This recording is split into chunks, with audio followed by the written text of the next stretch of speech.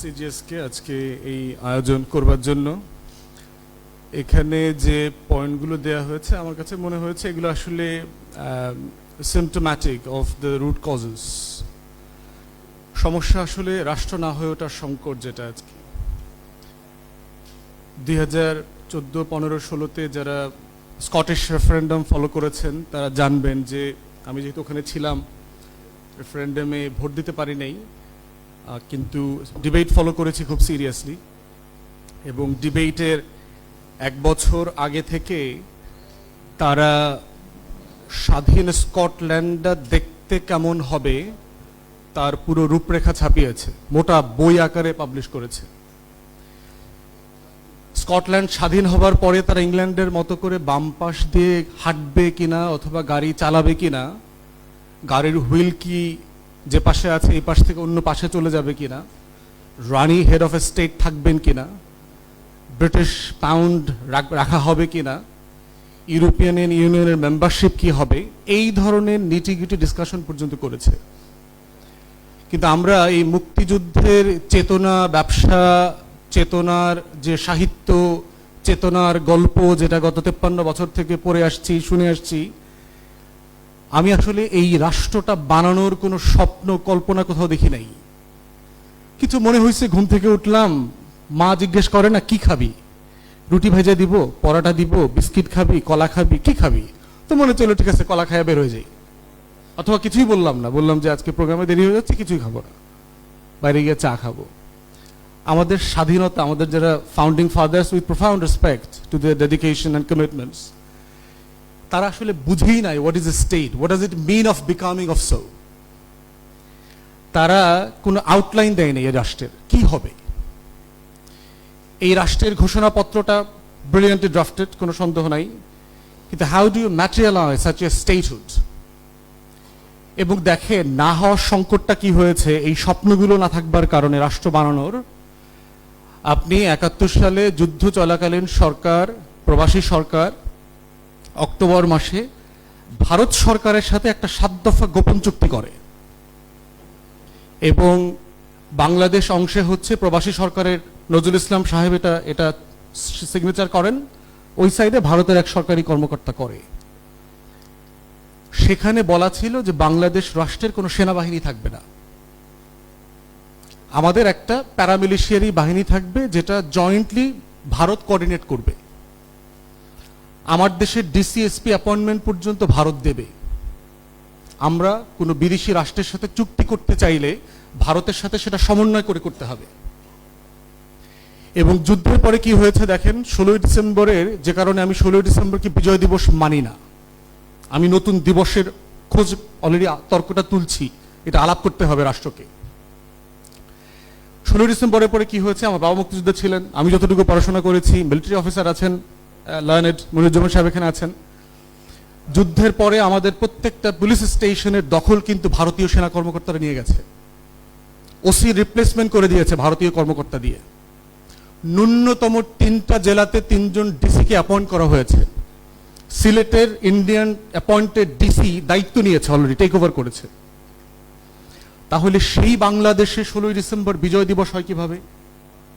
আলোচনাটা কেন করছি, যে আমার স্টেটহুড নাই তো, আমার রাষ্ট্র সত্তাই তো তৈরি হয় নাই।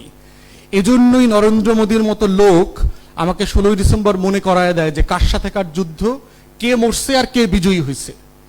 যে কারণে আমার সেনাপ্রধানের সাথে যখন ভারতের সেনাপ্রধানের মিটিং হয়, ভারতের সেনাপ্রধানের মিটিংয়ের পিছনে সারেন্ডার সেরিমনির ছবি লাগানো থাকে। হোয়াট ডাজ ইট মিন? আমরা 4 মাসের জন্য একটা ইন্ডিয়ান কলোনিতে পরিণত হয়েছিলাম।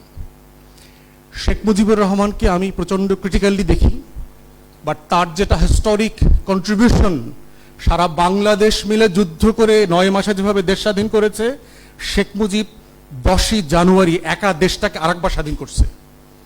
ফিরতি পথে দিল্লিতে গিয়ে ইন্দিরা গান্ধীকে বলছে, আপনাকে অনেক ধন্যবাদ, কৃতজ্ঞ, but please withdraw your forces. এবং সে বাধ্য করেছে। ইন্দিরা গান্ধী বুঝানোর জন্য বাংলাদেশে আবার কিন্তু আসছিল মার্চ মাসে, ওয়ার্ক করে নাই। 72-এর 12ই মার্চ বাংলাদেশের পক্ষ থেকে ফাইনাল কুচকাওয়াজ করে ভারতীয় সৈন্য বিদায় করা হয়েছে। এবং এটা ডিপার্চার প্রসেসে end of March early 1 April গেছে। তাহলে শেখ মুজিবের একক নেতৃত্বে বাংলাদেশ কিন্তু আবার মার্চ এপ্রিলে স্বাধীন হয়েছে। তার সমালোচনা অন্য জায়গায়, সেটা আমরা করব। তো আমার বিজয় দিবসের ওই জায়গাটা আছে। এই আলোচনাটা কেন জরুরি? আপনি রাষ্ট্রের কোনো ইনস্টিটিউশনই তো ডেভেলপ করে নাই। আমরা রাষ্ট্রকে তো রাষ্ট্র বানাইতে চাই নাই। বানাইতে চাইলে বাংলাদেশের লিটারেসি হার এখনো 30% 40% কেন? সরকার বলছে যে আমাদের শিক্ষার হার নাকি 70-80%। কিসের ভিত্তিতে? স্বাক্ষর দিতে পারে এবং টিপসই দিতে পারে এই ভিত্তিতে। তাহলে একটা স্বাধীন রাষ্ট্র তার নাগরিককে নাগরিক আকারে কোথায় বিবেচনা করছে? ওই যে জমিদারি বন্দোবস্ত ছিল, যে দলিল জমা দিয়ে দাদন নিতে হইতো মহাজনের কাছ থেকে, কিসের ভিত্তিতে? একটা টিপসই রাখতো যে আমি টিপসই দিছি, তোমাকে দলিল দিলাম, তুমি আমাকে টাকা দিবা।